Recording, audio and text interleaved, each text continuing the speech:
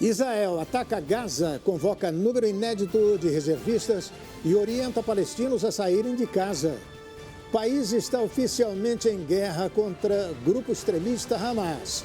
Mortes passam de 1.500 desde sábado.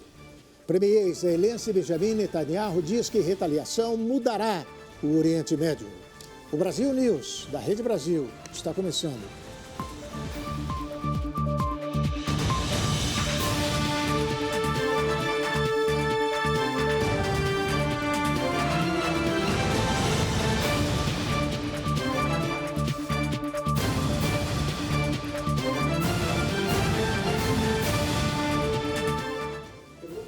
A guerra entre Israel e Hamas já deixou mais de 1.300 mortos em 3 dias. Os ataques começaram no sábado com uma ação surpresa do grupo extremista que controla a faixa de Gaza ao Estado judeu.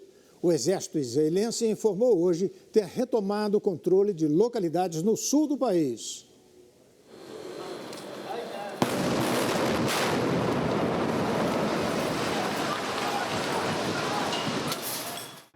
No sábado, o grupo extremista Hamas, que controla a faixa de Gaza, atacou inesperadamente Israel.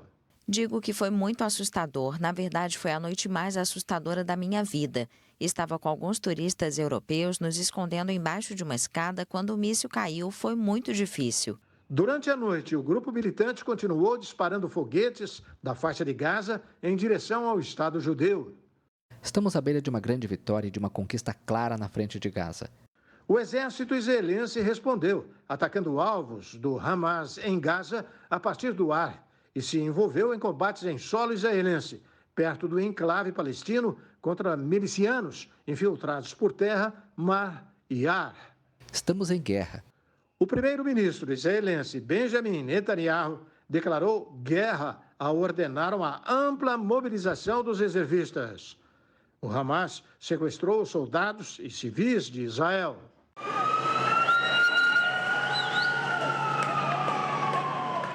Após o ataque surpresa, o presidente dos Estados Unidos, Joe Biden, disse que apoia o Estado judeu. O apoio da minha administração à segurança de Israel é sólido e inabalável. Este não é o momento para qualquer parte hostil a Israel explorar esses ataques para obter vantagens. O mundo está observando. 9 americanos morreram, um brasileiro ficou ferido e pelo menos 3 brasileiros estão desaparecidos. Um avião da Força Aérea Brasileira foi enviado de Natal, no Rio Grande do Norte, neste domingo, com destino a Roma, na Itália, para repatriar os brasileiros que tentam sair da Palestina ou de Israel devido ao conflito. O governo reservou 6 aeronaves para a repatriação.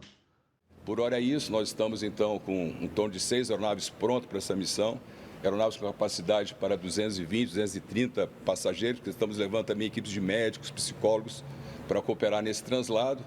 E essas coordenações estão sendo feitas para que nós possamos trazer todos os nossos brasileiros que estão na região, aqueles que logicamente desejarem. Importante dizer que vários também já estão se colocando em aeronaves comerciais, buscando a saída para uma remoção para países mais próximos. Cerca de 14 mil brasileiros residem em Israel e 6 mil nos territórios palestinos, de acordo com o Ministério das Relações Exteriores. O Exército de Israel informou nesta segunda-feira ter retomado o controle de localidades do sul do país atacadas pelo Hamas perto da faixa de Gaza.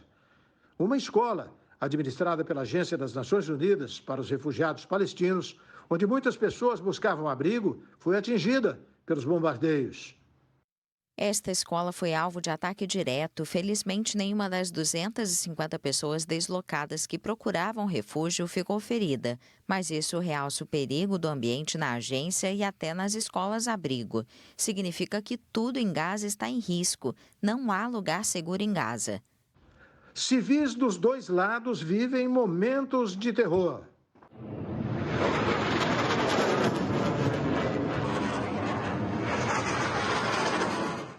Na manhã de hoje foi publicado um novo balanço.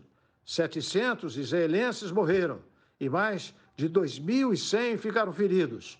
Do lado palestino, 436 pessoas morreram, segundo os últimos números das autoridades locais. No domingo, o Papa Francisco pediu que parem os ataques em Israel e afirmou que o terrorismo e a guerra não levam a solução nenhuma. Que os ataques e as armas cessem, por favor, eu imploro. O terrorismo e a guerra não levam a uma solução, mas apenas à morte e ao sofrimento de muitas pessoas inocentes. A guerra é uma derrota. Toda guerra é uma derrota. Vamos rezar pela paz em Israel e na Palestina.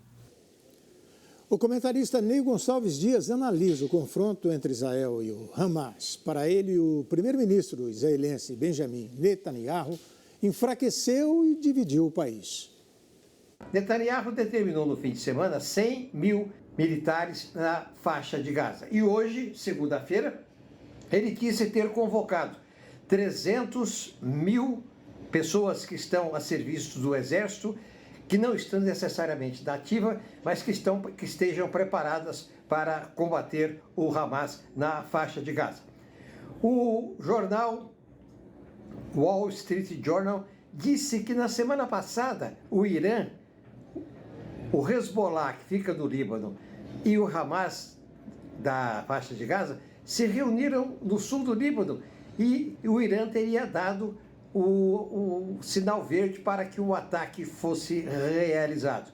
Portanto, o Irã está apoiando, e se sabe até com armas, com armamentos, o ataque do Hamas a Israel. Há o apoio também da Rússia, de Putin, aos palestinos.